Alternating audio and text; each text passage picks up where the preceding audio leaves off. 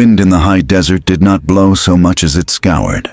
It moved through the canyons of the Arizona territory like a living thing, hunting for cracks in the rock and gaps in the timber. Ruth knew the sound of it better than she knew the sound of a human voice. It was the year 1874, though the date mattered little to the woman who lived in the blackened shell of a cabin at the edge of the Dragoon Mountains. Time here was measured in the height of the sun, the filling of the cistern, and the kidding of the goats. Ruth was 26 years old, though the sun and the wind had etched fine lines around her eyes that made her appear older. She sat on the porch of what had once been a proper homestead, her hands working a piece of leather with an awl.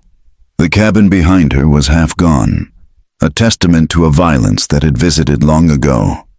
The west wall was nothing but charred logs and stone chimney, open to the sky, while the east room remained intact, a fortress of pine and adobe where she slept and stored her meager provisions.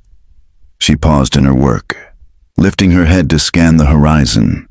A hawk circled in the expansive blue, a speck of death waiting to drop. Down near the creek bed, her 3 goats grazed on the scrub oak and mesquite.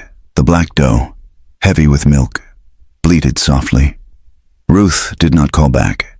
She had learned that silence was the best armor in this country. To make a sound was to announce one's presence, and to announce one's presence was to invite the end. Her survival was a puzzle to the few souls who knew she existed.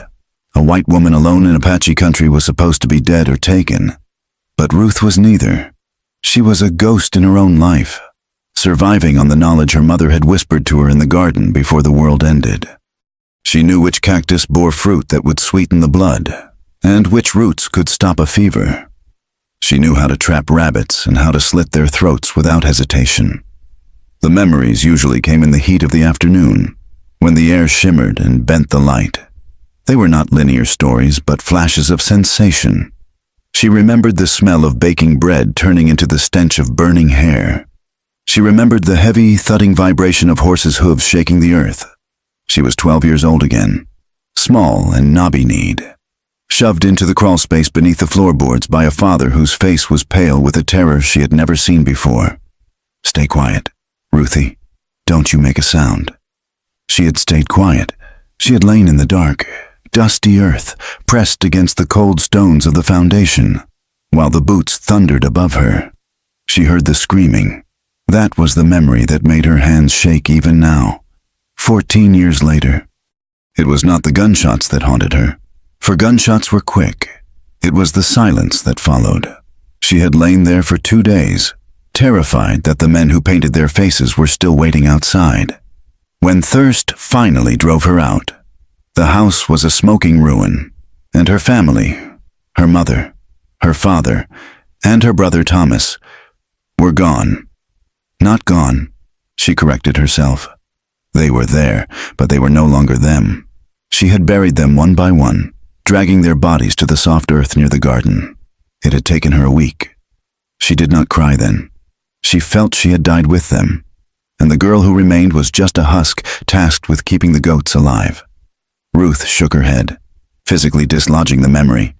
She pushed the awl through the leather with a sharp grunt of effort. The sun was dipping low, painting the sandstone cliffs in violent shades of orange and violet. It was time to bring the animals in. She stood, her boots crunching on the gravel. She wore a man's trousers, scavenged years ago from a dead prospector she had found near the creek, and a loose cotton shirt that had once been white but was now the color of the dust. Her hair, the color of dried wheat, was braided tight and pinned against her head. She walked with a long, easy stride, her rifle, a heavy Sharps carbine, slung over her shoulder. She never moved more than 10 feet without it. The spring was a quarter mile from the cabin, a hidden oasis of sweet water bubbling up from the limestone. The goats were there, drinking deep. Ruth whistled, a low, sharp sound that mimicked a bird call. The black doe raised her head and trotted toward her, the kid and the other female following. Ruth froze. The wind shifted, carrying a scent that did not belong. It was the metallic, coppery tang of fresh blood, mingled with the smell of sweat and horsehair. She dropped to a crouch instantly, the rifle coming off her shoulder and settling into her hands with practiced fluidity. She blended into the scrub brush, her breathing shallow and controlled. Her heart hammered against her ribs, a frantic bird in a cage, but her hands were stone steady. She saw the movement through the screen of ocotillo branches. 2 figures were moving slowly through the dry wash below the spring. They were on foot. They moved with a grace that no white man possessed, stepping carefully to avoid shifting the loose rock. Apache. Ruth felt the cold wash of dread that had lived in her marrow since she was 12. They were young men, their dark hair loose and held back by headbands of red cloth. They wore buckskin breeches and high moccasins, their chests bare and bronzed by the relentless sun. One of them was leaning heavily on the other. The injured man dragged his left leg, and even from this distance, Ruth could see the dark stain on his thigh. The other man, slightly taller and broader in the shoulder, had his arm around the wounded one's waist, practically carrying him. They were exhausted. Their heads hung low, and they stumbled. The legendary endurance of the mountain people finally fraying at the edges. Ruth thumbed the hammer of the sharps back. The click was loud in the stillness, or at least it seemed so to her ears. The taller man stopped. He did not look around wildly. He froze, his head snapping up, his eyes scanning the ridge where she hid. He knew. He had heard the metal sear against metal. Ruth held her breath. She had the advantage. She could put a bullet in the tall one's chest before he could even lift the bow he carried. Then the wounded one would be easy. It was what the settlers in the valley would have done. It was what the soldiers would have done. Kill them before they kill you. It was the law of the territory. But she did not pull the trigger.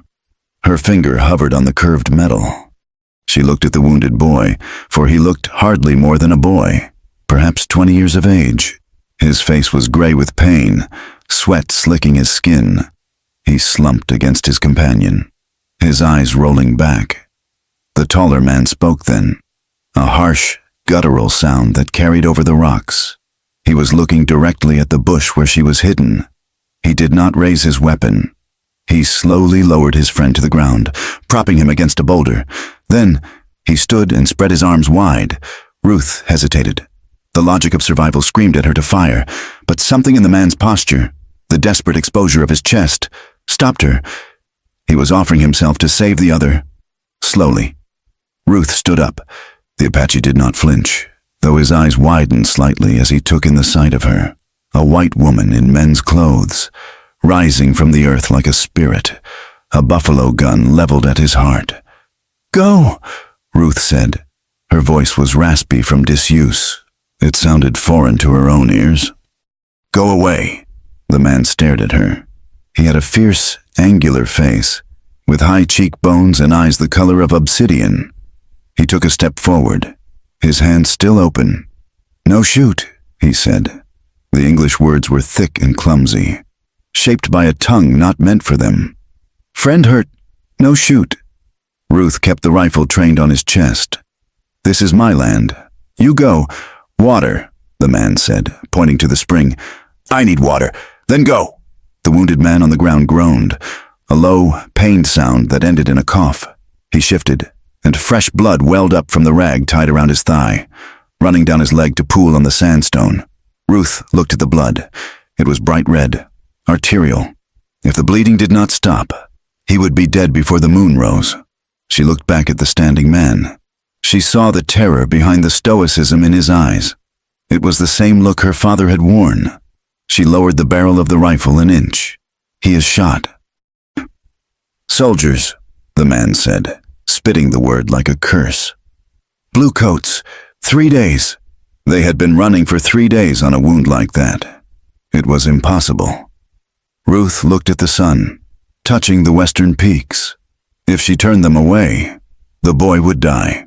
The coyotes would tear them apart in the night. "Bring him," Ruth said. The decision bypassed her brain and came from somewhere deeper. Some well of instinct she thought had dried up. The man blinked, not understanding. Ruth gestured with the barrel of the gun toward the cabin up the slope. "Up there! Bring him!" Caution warred with desperation in the warrior's face. He looked at her, then at his friend. then back at her. He nodded once, a sharp jerk of the chin. He bent and hauled the younger man up. The wounded one cried out, a sharp syllable of agony, but struggled to his feet. They walked up the path to the cabin, Ruth following 10 paces behind, the rifle never wavering. She felt a strange dissociation, as if she were watching herself from the cliffs above. She was leading the enemy into her sanctuary. She was inviting the wolf into the fold. When they reached the porch, the goats scattered, bleating in protest at the strangers. The taller man lowered his friend onto the wooden planks of the porch. The wounded man's breathing was shallow and rapid, his skin burning to the touch. "Inside," Ruth commanded. She pushed open the heavy door. The interior of the cabin was dim and cool. It smelled of dried sage, wood smoke, and goat cheese. A single room, sparse and clean. A narrow bed in the corner, a hearth, a table, and shelves lined with jars. They laid the injured man on the rug before the cold hearth. Ruth lit a kerosene lamp, the yellow light flickering over the scene. Now she could see them clearly. The one who spoke English, Taza, she would learn his name, watched her like a hawk watching a snake. He was muscular and lean, his body hardened by a life of constant motion. He carried a knife at his belt and a bow slung over his shoulder. The younger one, Nantan, was delirious. His eyes moved frantically around the room, seeing things that were not there. "I need hot water," Ruth said, moving to the hearth. She gestured to the bucket near the door. "Water, make fire." Taza understood.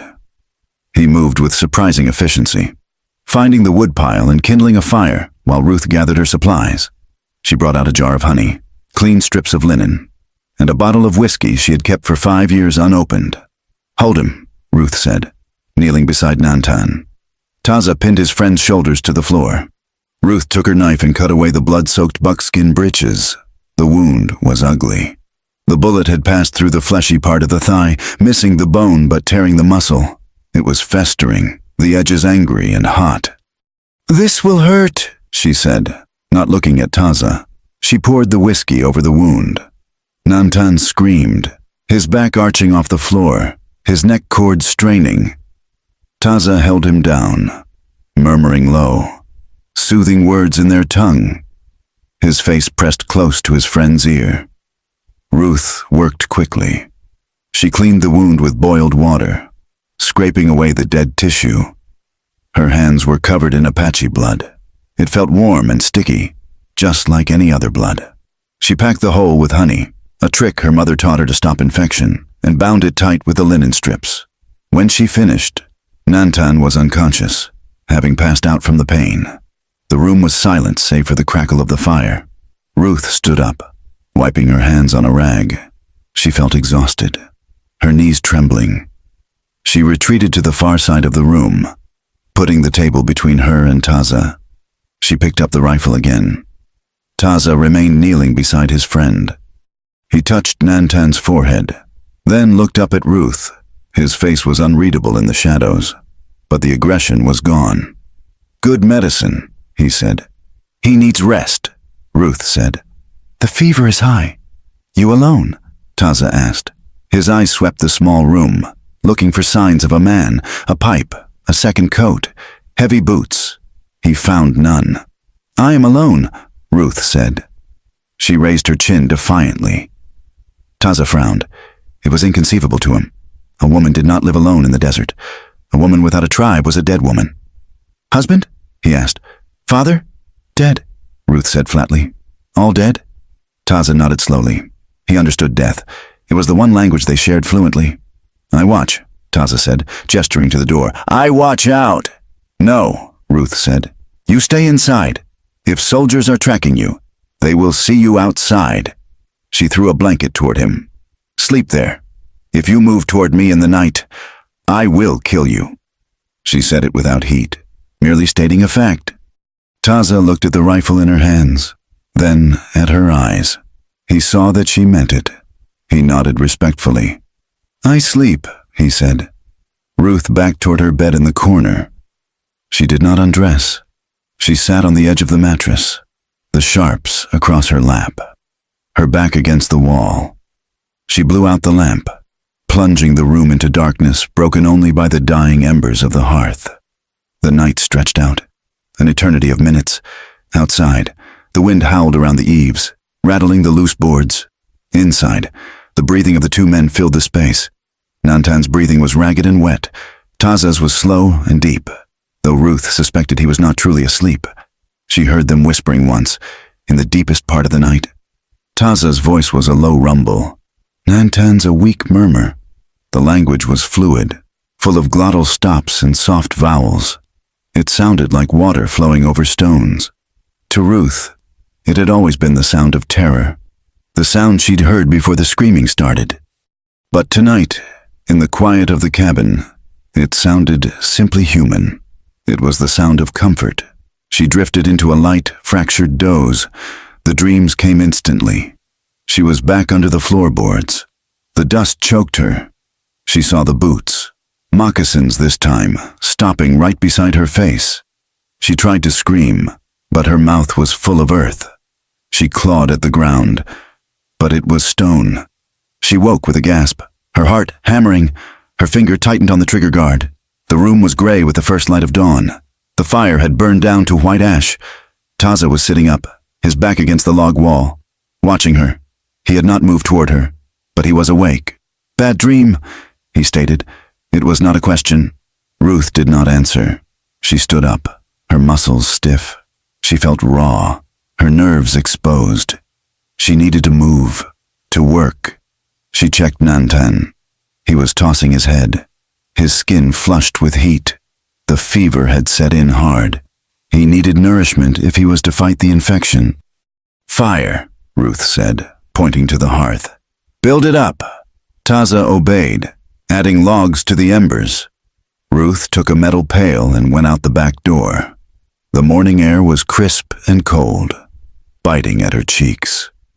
She inhaled deeply, trying to clear the smell of the men from her nose. The goats were waiting in their pen. She sat on the milking stool, pressing her forehead against the warm flank of the black dough. The rhythmic sound of the milk hitting the pail was soothing. Ping, ping, hiss. It was the sound of life continuing. When the pail was half full, she returned to the cabin. Taza watched her come in. He looked hungry, his cheekbones sharp, but he did not ask for food. Ruth poured the fresh, warm milk into a tin cup. She took a small pot, crumbled some dried jerky and cornmeal into it, and set it on the fire to boil into a gruel. She knelt beside Nantan. "Lift his head," she told Taza. Taza supported his friend's neck. Ruth held the cup to Nantan's lips. "Drink," she ordered. Nantan groaned, his eyes fluttering open. They were dark and glassy. He looked at Ruth, confused, then at the white liquid. He took a sip, then another, drinking greedily. The warm milk seemed to settle him. He slumped back against Taza's chest, exhausted. Ruth stood and handed the rest of the milk to Taza. He took the cup with both hands, looking at the liquid as if it were gold dust. He drank it in one long swallow, wiping his mouth with the back of his hand. Ruth stirred the gruel on the fire, keeping her back to them. She felt their eyes on her. She ladled the corn mush into 2 wooden bowls and set them on the floor near the men. She took a piece of hardtack for herself and retreated to her corner. Taza ate slowly, savoring the food. When he was finished, he set the bowl down. Nantan was awake now, more lucid than before. He looked at Ruth, his gaze traveling over the strange, masculine clothes, the rifle, the solitary life she had built in the ruins of the white man's house. He spoke to Taza rapidly in Apache. Taza listened, a small smile touching the corners of his mouth, not a mocking smile, but one of genuine perplexity. Taza turned to Ruth. He asked, "You lived alone?" Ruth looked at the young man. He was staring at her with a mixture of fear and fascination. "Yes," she said. She did not explain. She did not tell them about the years of silence, the nights spent talking to the goats, the way she had forgotten the sound of her own laugh. Nantan whispered something else, his eyes widening slightly as he looked at the empty milk pail by the door. Taza chuckled, a low, dry sound. He looked at Ruth, his dark eyes dancing with a hint of incredulity. "And you give milk?" The question hung in the air. It was innocent, born of a culture where gender roles were absolute, where a woman alone was an impossibility, and a woman who provided sustenance from the earth was a mystery. But there was an undercurrent of awe in it, as if she were some spirit creature, self-sustaining and complete. Ruth stared at them. She thought of the black dough, of the cycle of life she tended to, of the milk that kept them alive. She felt a strange flush rise in her neck, not of shame, but of something else. Acknowledgement. She did not answer. She simply picked up her rifle and turned to face the door, watching the sunrise bleed over the mountains, while the two Apache hunters watched her back, wondering what kind of woman could survive the burning of the world and still have something left to give. The fever did not break with the rising sun. It held on to Nantan like a mountain lion with its jaws clamped around the throat of a calf. For 3 days. The small cabin smelled of sickness, the acrid scent of sweat, the metallic tang of blood, and the sweet, cloying odor of the honey Ruth packed into the wound. The air inside the single room grew heavy and close, pressing against the walls until Ruth felt she might suffocate from the sheer weight of human presence. She had lived in silence for so long that the sound of breathing, Nantan's ragged gasps, Taza's slow, rhythmic inhalations felt like a physical intrusion. She moved around them like a wary cat, keeping the table or the hearth between herself and the men whenever possible. The wound on Nantan's thigh had turned angry, the flesh swelling tight against the stitches Ruth had placed. She had to cut them and drain the infection, a gruesome task that required Taza to hold the boy down while he thrashed in delirium. "Hold him steady," Ruth commanded, her voice tight. She held a knife she had heated in the fire until the blade glowed dull red. Taza did not flinch. He leaned his weight across Nantan's chest, pinning his friend's arms with hands that were scarred and capable. He looked up at Ruth, his eyes dark pools reflecting the firelight. There was no judgment in them, only a grim acceptance of pain as a necessary price for life. When the metal touched the flesh, Nantan screamed, a sound that tore through the quiet of the canyon and echoed off the stone walls outside. Ruth's hand did not shake. Though her stomach churned, she did what was needed. It was the only law she followed now. Afterward, when Nantan had lapsed back into a fitful sleep, Taza sat back on his heels. He was sweating, his chest heaving slightly. He looked at Ruth, wiping his hands on his buckskin trousers. "You have strong hands," he said. His English was halting, searching for the rhythm of the words. "Strong heart, like Apache woman." Ruth stiffened. She tossed the bloody rags into the fire, watching them curl and blacken. "I do what keeps him alive, that is all." "Why?" Taza asked. He remained on the floor, looking up at her. It was a position of submission, yet he possessed a stillness that made him seem the one in control. "White soldiers kill my people. White ranchers shoot us like coyotes. You help." Ruth turned away, scrubbing her hands in a basin of water until her skin was raw. "I am not a soldier. I am not a rancher."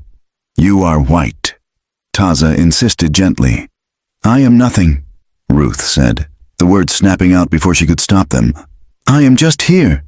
She could feel his gaze on her back, heavy with questions she refused to answer. He was respectful. She had to grant him that. He did not prowl around the cabin touching her things. He did not leer. He sat by his friend, or he stood by the door keeping watch, his body a shield between the inside and the outside. But his curiosity was a living thing. Over the next 2 days, as Nantan drifted in and out of the shadow world, Taza began to fill the silence. He did not talk much, but he asked questions. He pointed to the dried herbs hanging from the rafters. "Sage?" he asked. "Sage," she confirmed. "And mallow, for coughs." He nodded. "We use mallow. Good medicine." He pointed to the rifle leaning against the wall. "Sharps. Heavy gun for women." "It hits what I aim at," Ruth replied. "You shoot well. Well enough to keep my skin." He smiled then. a rare, fleeting expression that softened the harsh angles of his face. "I think you shoot very well." The intimacy of the small space began to erode her defenses, chipping away at the wall she had built over 14 years. But with the erosion came fear. Ruth remembered why she had built the wall. One afternoon, while Taza went to the spring to fetch water, Ruth sat shelling dried beans. The rhythmic click of the beans hitting the wooden bowl lulled her, and her mind slipped backward, dragged down by the undertow of memory. She was 16 again. It was 4 years after the massacre. 4 years after she had crawled out from under the floorboards. She had been found wandering the scrub by a circuit preacher named Elias and taken to the settlement of Benson. They had passed her to a family, the Hendersons, who ran a dry goods store and possessed a piety that was as dry and brittle as the dust in the street. "You are safe now, child, Mrs. Henderson had said, her mouth a thin line of disapproval as she looked at Ruth's matted hair. "We will wash the heathen out of you." They had scrubbed her with lye soap until she bled. They had put her in a stiff calico dress that strangled her waist and made it hard to breathe. They told her she was lucky. They told her God had spared her for a purpose. But the purpose became clear enough when Mr. Henderson looked at her across the dinner table, his eyes lingering on the swell of her chest where the dress was tight. He would corner her in the storeroom, his breath smelling of tobacco and onions, his hands sweaty as they brushed against her arm, her hip, just checking the inventory. "Ruthie, just seeing if you are ripe." She had frozen, just as she had under the floorboards.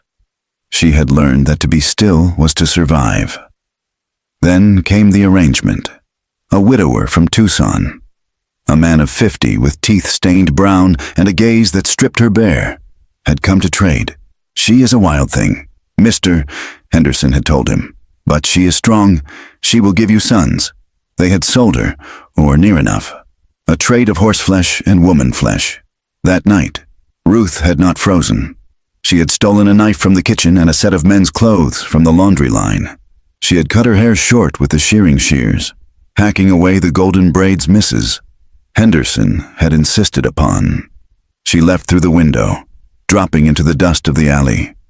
She ran until her lungs burned, until the lights of the town were swallowed by the vast, indifferent darkness of the desert. She had never stopped running. Not really. She had just found a place where no one else would run to. The sound of the door latch clicking brought her back to the present with a violent start. Ruth dropped the bowl of beans.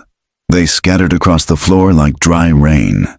Taza stood in the doorway, the water bucket in his hand. He saw her face, pale, eyes wide with a terror that had nothing to do with him and everything to do with the ghosts in her head. He set the bucket down slowly. "Ruth." It was the first time he had used her name. He said it with a softness that broke her heart a little. "Ruth." "I am fine," she whispered, kneeling to gather the beans.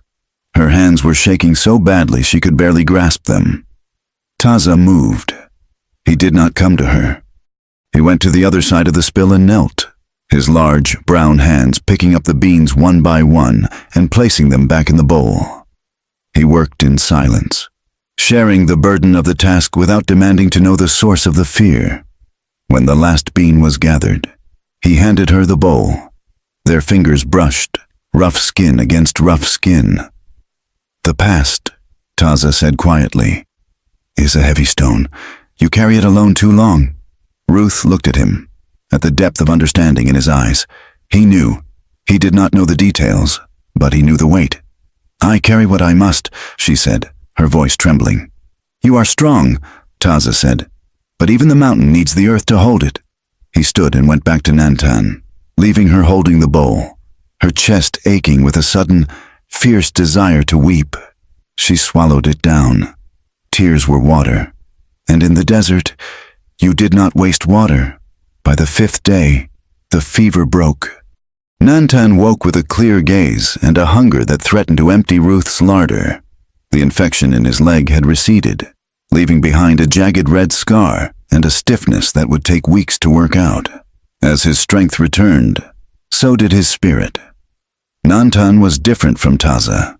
He was younger, perhaps 22, with a brightness in his eyes that the war had not yet extinguished. He had a smile that was reckless and quick. He lay on the pallet, propped up against a saddlebag, watching Ruth as she swept the floor. "You move like a deer," Nantan said, his voice raspy but light. "Quiet, quick." Ruth did not look up. "I move like a woman who has work to do." Nantan laughed. "A woman in breeches. My grandmother would beat you with a stick." "Your grandmother is not here," Ruth said. "And these breeches keep the briars out. They hide your legs," Nantan complained good-naturedly. "A waste, Taza. Tell her it is a waste." Taza, who was sharpening his knife by the fire, did not look up. "Be silent. Nantan, your tongue is loose from the fever." "My tongue is fine." Nantan grinned. He looked at Ruth, his eyes dancing. "You have a name, White Deer, or do I just call you that?" "My name is Ruth," she said, leaning the broom against the wall. "Ruth." Nantan tested the sound. "It is short, hard, like a stone." He shook his head. "I will call you White Deer. It fits better." He tried to sit up straighter, wincing as his leg protested. "Come here, White Deer. Sit. Tell me why you live in a burnt house. Did you burn it?" "No," Ruth said. She felt a spike of anxiety. Nantan's flirtation was harmless on the surface, but it was a man's attention, direct and demanding. It made her skin crawl with the memory of the widower's gaze. She took a step back, her hand drifting toward the knife on her belt. Taza saw the movement. He stopped sharpening his blade. The scraping sound ceased abruptly. "Nantan," Taza said. His voice was low, a rumble of thunder in a canyon. "Enough." Nantan looked at his friend, surprised by the sharpness of the tone. "I only ask—" "She is not a camp girl," Taza said, his eyes locking onto the younger man's. "She is the woman of this house. She saved your life. You will show respect." The silence that followed was heavy. Nantan looked from Taza to Ruth, seeing the tension in her shoulders, the way she held herself ready to fight.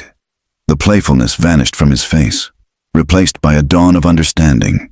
He dipped his head. "Ashamed. I have no words to offend," Nantan said to Ruth, his voice subdued. "The sickness makes me foolish." Ruth let out a breath she didn't know she was holding. She looked at Taza. He was not looking at her. He was back to his knife, the rhythmic shh of the stone against steel resuming. But she knew what he had done. He had drawn a line in the dust for her. That evening, the air in the cabin felt different. The threat had receded, replaced by a tentative truce. Ruth sat at the table mending a tear in her shirt. Taza sat opposite her, working on a piece of leather for Nantan's stirrup. "The goats," Taza said suddenly. "They are good stock, Spanish blood." Ruth looked up, surprised. "Yes, my mother. She brought the first pair from Texas, before—" "You keep them alive alone," Taza said. "Cougars, coyotes, it is hard." "I have a dog," Ruth said. "Or I did. A wolf took him 2 winters ago. Now I use the gun and traps." "You weave your hair?" Taza asked, pointing to the rough blanket on her bed. "Yes, I spin it. It is warm." "My mother weaves," Taza said. "She makes baskets, tight enough to hold water. She sings when she weaves." "Do you sing?" "No," Ruth said. "I have nothing to sing about." "Everything that lives has a song," Taza said simply. "Even the rocks. You just forgot yours." He looked at her then, his obsidian eyes catching the firelight. "The garden outside, corn, squash, beans, the 3 sisters. We plant them too." "The earth here is hard," Ruth said, finding herself wanting to explain, to share the struggle of her existence. "You have to fight it for every green thing. I carry water from the spring bucket by bucket. My shoulders ache every night." "But it grows," Taza said. "Because you stay. You do not run. Settlers. They come. They dig for gold. They cut the trees. They leave. You stay." "I have nowhere else to go," she said. "You are here." Taza said, "That is something." A sudden crash of thunder shook the cabin, vibrating through the floorboards and rattling the tin cups on the shelf. It was the beginning of the monsoon, the violent summer storms that rolled in from the Gulf of California. Ruth jumped, a sharp cry escaping her throat. The sound was so like the first cannon blast of a raid. She dropped her needle and instinctively recoiled, backing into the shadows. Another crack, deafening and immediate, split the sky right above them. The flash of lightning illuminated the room in stark, ghostly white. Ruth flinched, her hands coming up to cover her head, her body curling inward. It was a reaction born of trauma, a physical memory of hiding while the world exploded. Taza was there before the thunder stopped rolling. He did not think, he moved. He crossed the space between them and grasped her shoulders. "Ruth," he said firmly. "It is the sky. Only the sky." She was trembling violently.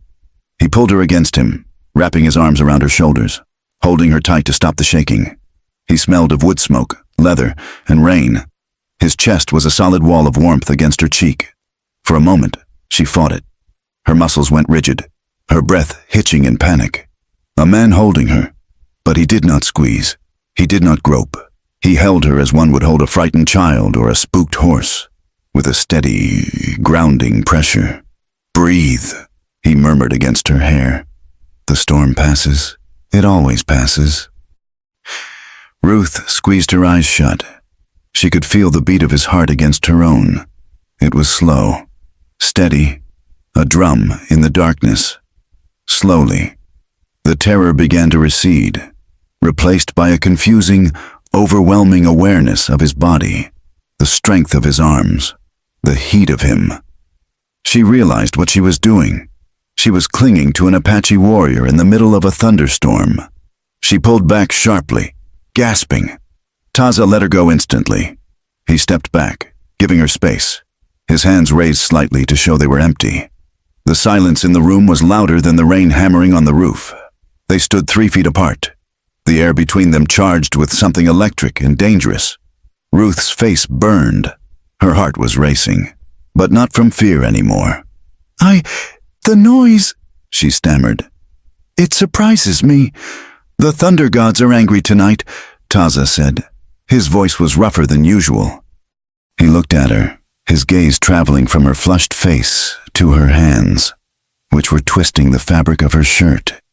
"Yes," she said. They stood there for another moment, suspended in the sudden shift of their world. Then Taza turned and walked back to the fire, sitting down with a heaviness that spoke of a burden shared. Ruth retreated to her corner, but the warmth of his arms lingered on her skin like a brand. 2 days later, the heat returned with a vengeance. The storm had left the air humid and thick.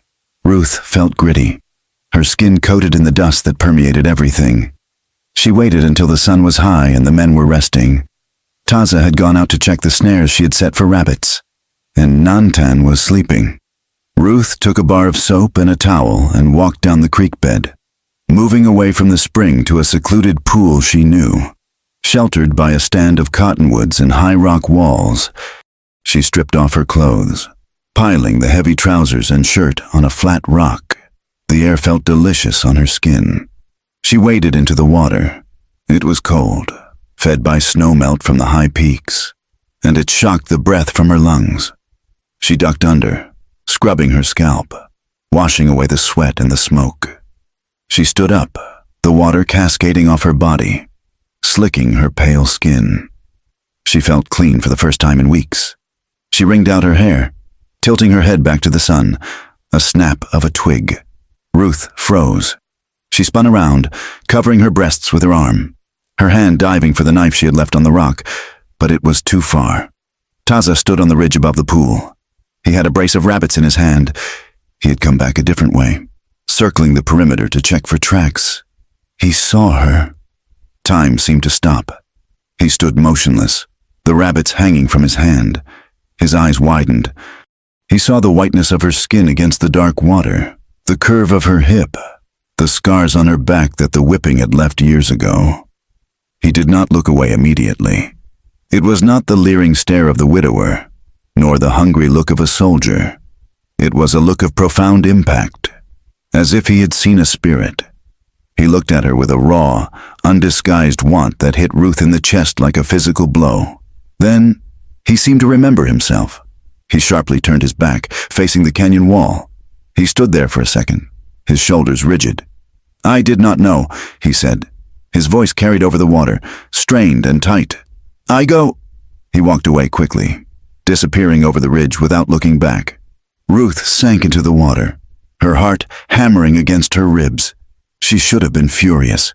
She should have felt violated, but she didn't. She felt seen. And for the first time in her life, the being seen did not make her want to hide. It made her skin prickle with a heat that the cold water could not extinguish.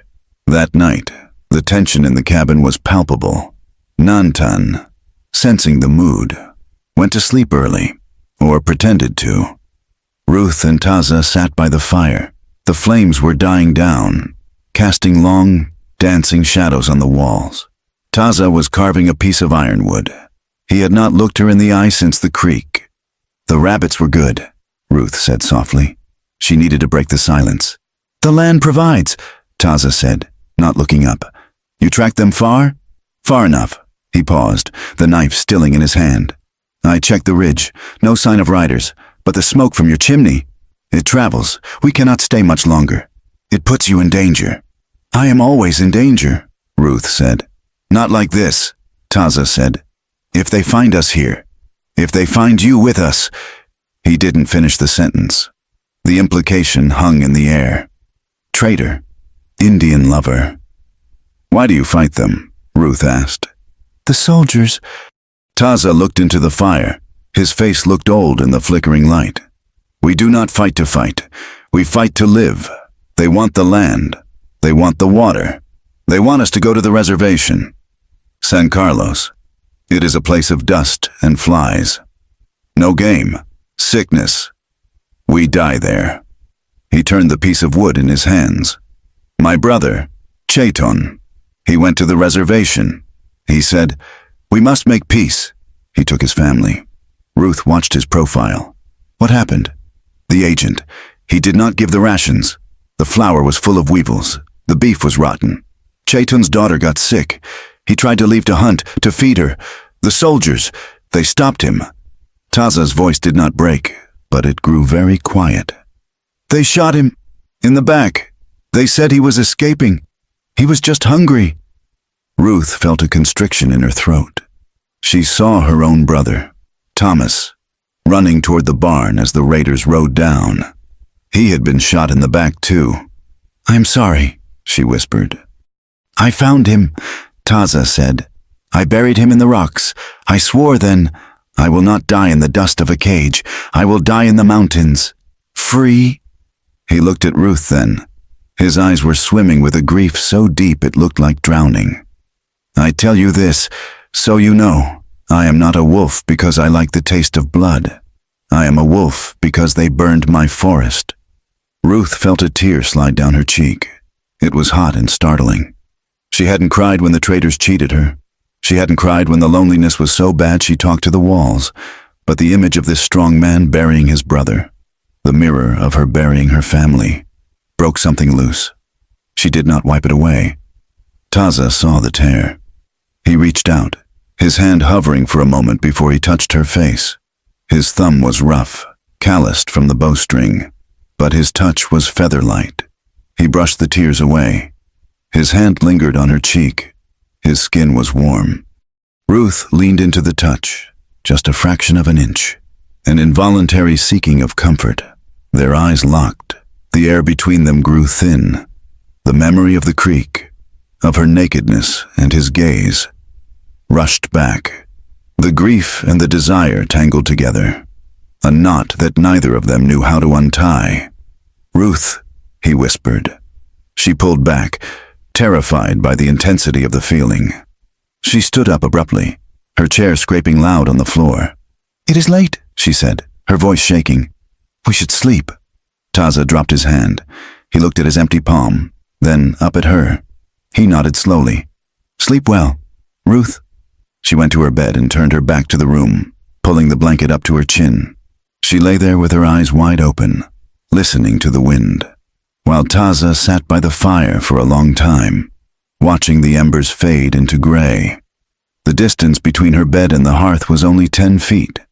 but it felt like the edge of a cliff, and she was terrified she was about to jump. The morning sun beat down on the high desert with a weight that felt physical, pressing against the shoulders of anyone foolish enough to work under it. But work was the only religion Ruth practiced, and the goat fence needed mending.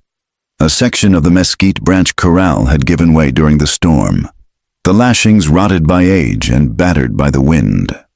Ruth dragged a heavy cedar post across the dust, her boots slipping on the loose gravel. She grunted with the effort, sweat stinging her eyes. The post was dead weight, stubborn and awkward, much like the life she had carved out here. She wrestled it toward the hole she had dug, her breath coming in short, sharp gasps. A shadow fell over her. Ruth looked up, squinting against the glare. Taza stood there. He had recovered much of his strength in the week since the fever had left Nantan, though he still moved with a careful economy of motion. He wore his buckskin trousers, but his chest was bare. The copper skin sheened with a light film of perspiration. He did not ask permission. He simply reached down and took the heavy end of the cedar post from her hands. He lifted it as if it were a dry stalk of corn. "I can do it," Ruth said, though her protest lacked heat. Her arms were trembling from the exertion. "2 hands are good," Taza said. "4 are better." He dropped the post into the hole with a solid thud. The sound vibrated through the soles of Ruth's boots. She grabbed the shovel and began to fill the earth back in around the base, while Taza held the timber steady. His muscles corded and taut against the strain of keeping it plumb. They worked in a rhythm that required no words. Ruth shoveled. Taza tamped the earth down with a heavy rock. Dust rose in small, choking clouds, sticking to their wet skin. The scent of sagebrush